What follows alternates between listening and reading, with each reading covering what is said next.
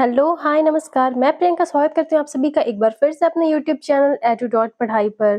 तो व्यूअर्स, जैसा कि मैंने केवीएस पीआरटी इंटरव्यू के क्वेश्चन आंसर सीरीज स्टार्ट किए, तो आज मैं उसका थर्ड पार्ट लेकर आई हूँ और आज मैं आपको यहाँ पे क्वेश्चंस कवर कराने रही हूँ। क्वेश्चन नंबर 11 टू 15 मैं आपको आज कवर करवाऊंगी।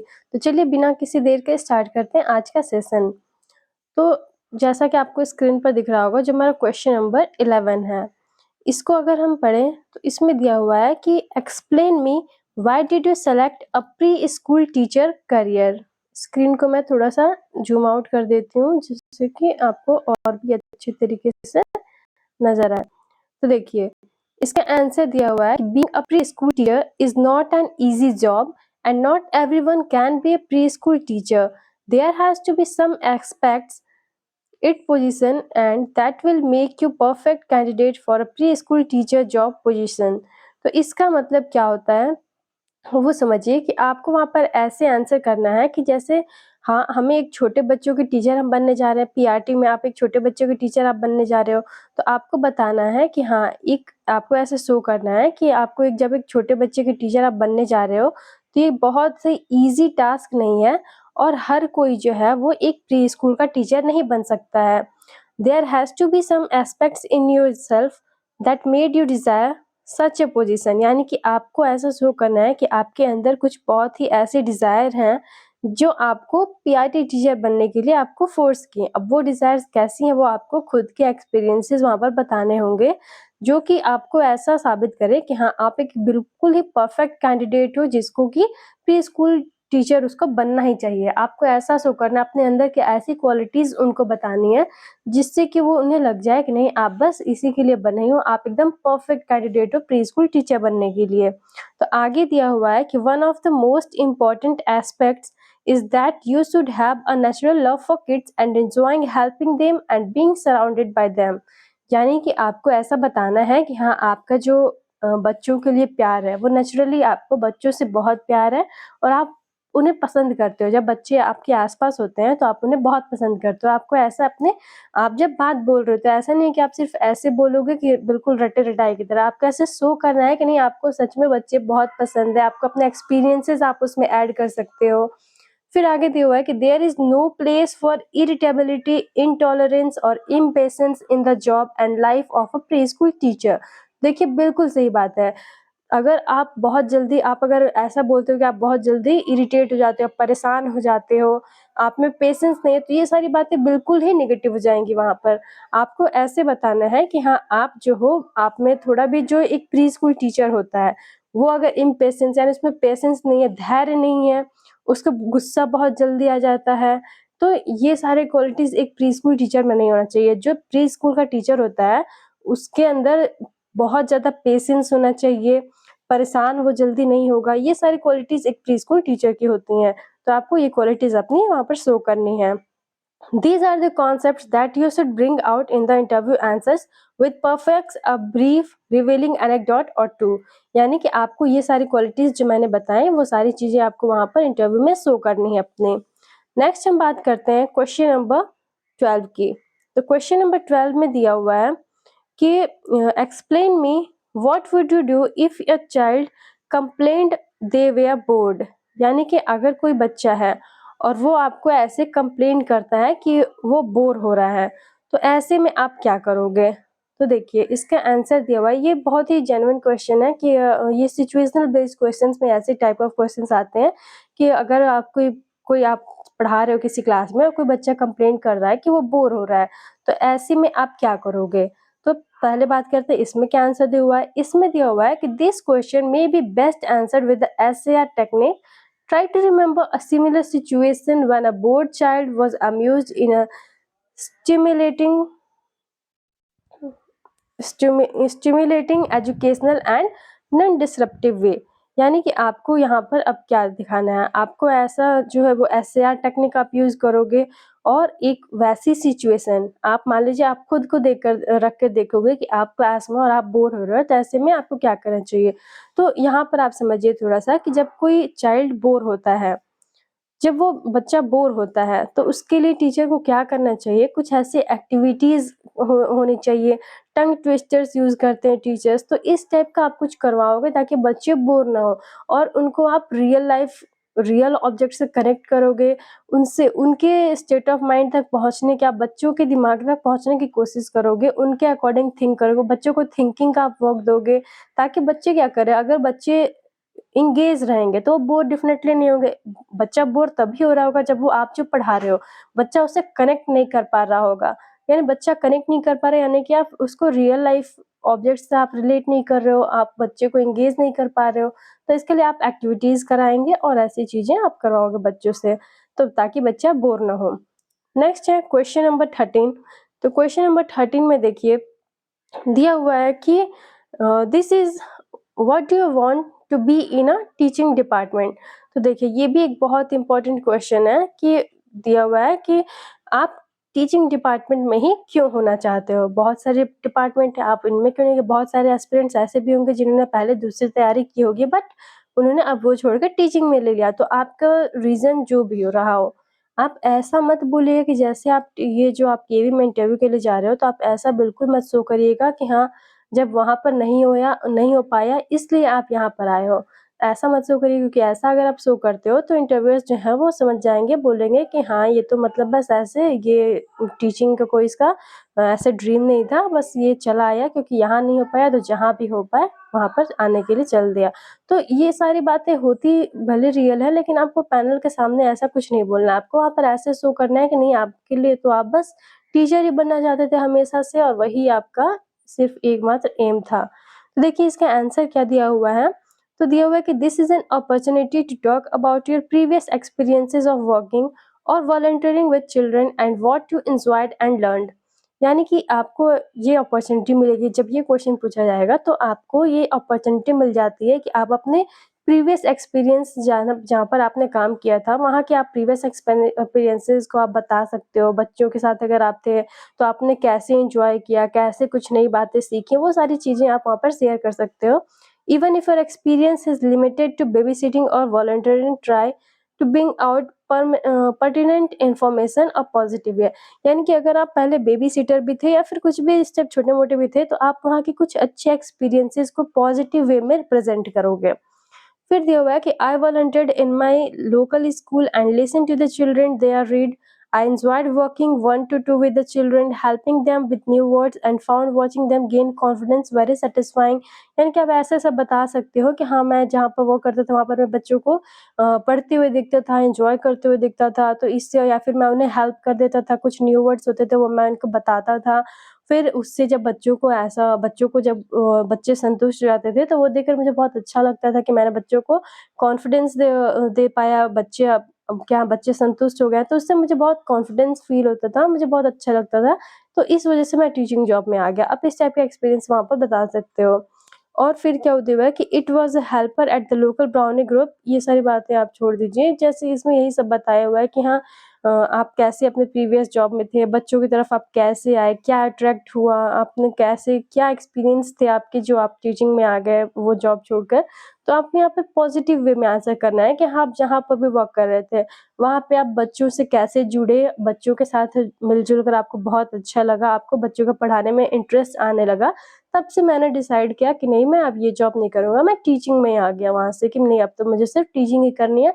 मुझे अपना पैशन रियलाइज़ हुआ कि हाँ, मेरा टीचिंग ही पैशन है और मैं अपने पैशन पे वर्क करना स्टार्ट कर दिया टीचिंग में आकर। तो आप इस तरह से आंसर वहाँ पर अपने क्रिएट कर सकते हो। नेक्स्ट हम बात करते हैं क्वेश्चन नंबर 14 की। तो देखिए क्वेश्चन नंबर 14 में दिया हुआ है कि teacher should understand, sorry question है कि tell me how do you develop the confidence and self esteem in your students. यानी कि आपको बताना है कि अगर आपको पैनल पूछता है कि आप बताइए कि आप बच्चों के अंदर कॉन्फिडेंस और सेल्फ एस्टीम लाने के लिए आप अपने स्टूडेंट्स के साथ क्या करोगे, यानी कि क्या स्ट्रैटेजी रहेगी आपकी, क्या बच्चों के अंदर कॉन्फिडेंस और सेल्फ एस्टीम कैसे बिल्ड करोगे। तो देखिए इसका आंसर दिया हुआ है कि teacher should understand that the capabilities of student differ from one another. यानी कि देखिए ये तो बात आप सबको पता होगा, ये आपने सीडीपी पढ़ी होगी, चाइल्ड साइकोलॉजी पढ़ी होगी, वहाँ पर भी आपको पता होगा कि हर बच्चे की क्षमता जो होती है वो अलग-अलग होती है। यानी कि हर कोई बच्चा फास्ट लर्नर होता है, कोई बच्चा स्लो लर्नर होता है, ऐसे ही हर हर चीज़ में एक बच्चा दूसरे बच्चे से अलग होता है। तो वैसे ही क्या है कि बच्चों की जो अंडरस्टैंडिंग होती है वो भी एक दूसरे से अलग ही होती है। अब दिया हुआ है कि giving opportunities to perform to only those kind students who are bright and enthusiastic is not the correct procedure.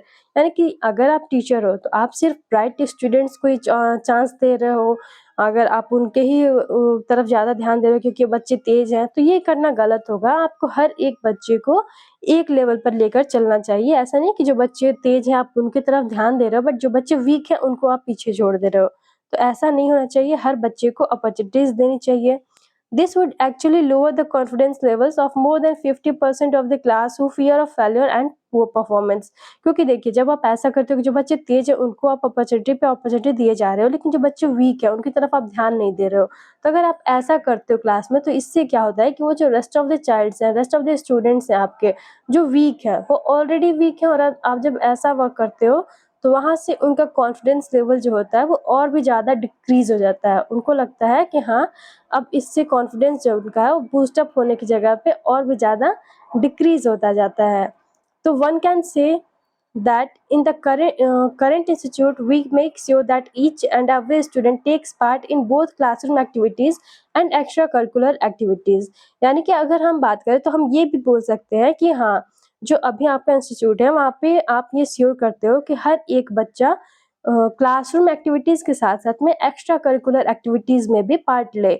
चाहे वो बच्चा ब्राइट हो या फिर वो बच्चा उतना ब्राइट स्टूडेंट ना हो, वीक स्टूडेंट ही हो, बट उसको क्या करेंगे हम, करिकुलर एक्टिविटीज़ और उसके साथ-साथ जो एक्स्ट्रा करिकुलर एक्टिविटीज़ हैं, उन दोनों ही एक्टिविटीज़ में उन दोनों टाइप ऑफ बच्चों को हम क्या करेंगे, इंक्लूड करेंगे। This actually helps the student overcome fear of non-performing well over a period of time and start gaining confidence and build self-esteem। यानी कि इससे क्या होगा, जब हम बच्चों को इंगेज करेंगे, बोथ जो आपकी पढ़ाई है, पढ़ाई के साथ साथ एक्स्ट्रा करिकुलर एक्टिविटीज़ में भी उन बच्चों को भी हम क्या करेंगे, अपॉर्चुनिटीज़ देंगे, पार्टिसिपेट करवाएंगे बच्चों को। तो यहाँ से बच्चों के अंदर धीरे धीरे एक कॉन्फिडेंस गेन करने लगेंगे बच्चे, और उनके अंदर सेल्फ स्टीम भी आ जाएगा और बच्चे कॉन्फिडेंट भी फील करने लगेंगे। तो ये हो गया इसका बेस्ट आंसर। अब हम बात करते हैं नेक्स्ट क्वेश्चन, क्वेश्चन नंबर 15। तो क्वेश्चन नंबर 15 में दिया हुआ है कि explain how do you deal with behaviour issues in your classroom. यानी कि अगर ऐसा बहुत बार देखा जाता है कि अब बच्चे हैं, जैसा कि मैंने पहले बताया कि हर बच्चे एक टाइप के नहीं होते हैं, हर बच्चे का नेचर, हर बच्चे का कैरेक्टर, हर बच्चे की अपनी एक डिफरेंस होती है। यानी कि कोई भी बच्चा एक जैसा नहीं होता है, किसी न किसी वे में वो एक दूसरे से डिफरेंट ही होता है। तो ऐसे में कुछ बच्चे ऐसे भी होते हैं जो क्लास में उनका बिहेवियर अच्छा नहीं होता है। तो अगर कुछ ऐसे इश्यूज आते हैं, ये भी सिचुएशनल बेस्ड क्वेश्चन ही है कि आपसे पैनल पूछ सकता है कि हाँ, क्या ऐसे अगर क्लास में आपके कोई बच्चे हैं वो बिहेवियरल इश्यूज हैं, तो उनको आप कैसे मैनेज करोगे। देखिए इसका क्या आंसर दिया हुआ है, इसका आंसर दिया हुआ है, the trick here is to turn this question on its head. यानी कि आप यहाँ पे क्या करोगे, आप क्वेश्चन को सीधे से उनके माथे पे ऐसे भेज दोगे कि make sure you tell the interviewers about your positive behaviour management strategies you use and then you can go on to behaviour issues after, but leaving the emphasis on how do you promote good behaviour in the class. यानी कि देखिए जब ऐसा question आपसे पूछा जाता है तो सबसे पहले तो आप ये करोगे, आप सीधे पॉइंट पर नहीं आओगे।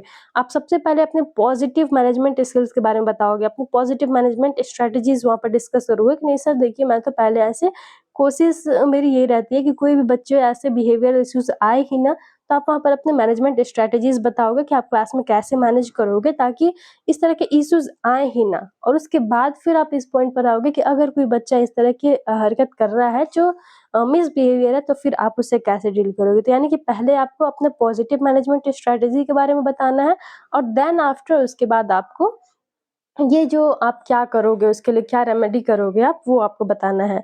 तो देखिए एक जो इसका मॉडल आंसर भी यहाँ पर दिया हुआ है, जो आपको ये दिख रहा होगा कि a model answer should be something like that. देखिए मॉडल आंसर इसका क्या दिया हुआ है, तो मॉडल आंसर दिया हुआ है कि फर्स्ट एंड फॉरमोस्ट, यहाँ पर आपको नजर आ रहा होगा ये चीज है कि first and foremost I plan my lessons to be interactive and fun.